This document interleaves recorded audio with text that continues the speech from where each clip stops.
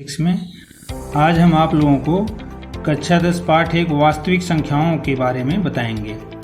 तो वास्तविक संख्याएं पिछली कक्षाओं में आप लोगों ने पढ़ा है।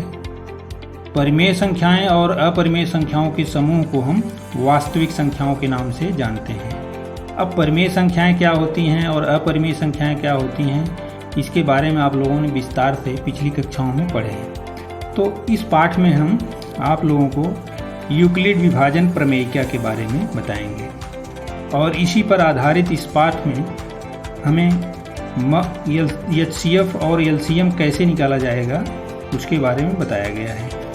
तो आइए हम सबसे पहले आप लोगों को विभाज्यता का नियम बता दें। हम जानते हैं कि भाज्य बराबर भाजक गुणे भागफल धन शेषफल होता है। यदि किसी संख्या में किसी संख्या से भाग दिया जाता है तो जिस संख्या में भाग दिया जाता है वो भाज्य होता है, जिससे भाग दिया जाता है वो भाजक होता है, और जितना बार जाता है वो हमारा भागफल होता है, कुछ नीचे बचता है वो शेषफल होता है।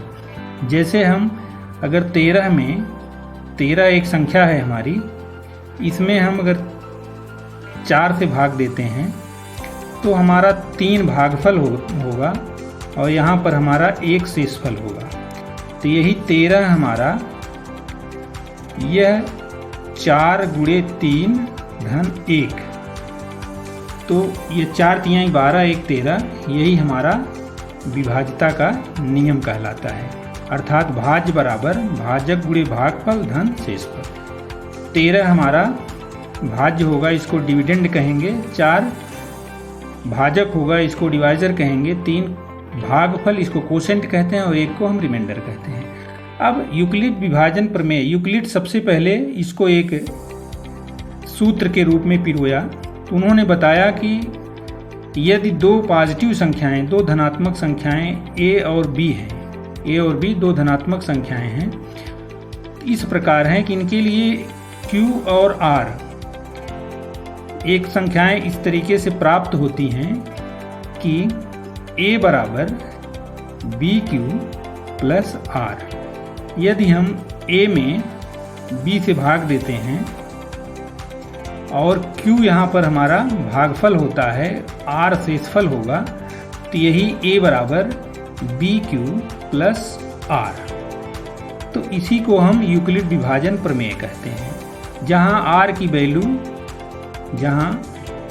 वैल्यू शून्य भी हो सकती है और शून्य से बड़ी हो सकती है, किंतु जिसमें भाग दिया जा रहा है b से छोटी होगी। तो जैसे इसमें हम एक हमारा भाग शेषफल आया है, तो शेषफल हमेशा 4 से कम ही होगा। उसी तरीके से यहाँ शेषफल जो r है, r हमेशा b से कम ही होगा। वह शून्य भी हो सकता है, 1 भी हो सकता है, 2 भी हो सकता है, लेकिन सदैव b से कम होगा। तो इसी को हम यूक्लिड विभाजन प्रमेयिका कहते हैं। तो आशा करता हूँ कि आप लोगों को ये समझ में आ गया होगा। तो इसी प्रमेय का उपयोग हम एचसीएफ निकालने में आगे की प्रश्नावली में करेंगे। तो आज बस इतना ही, मिलेंगे अगले वीडियो में, तब तक के लिए धन्यवाद।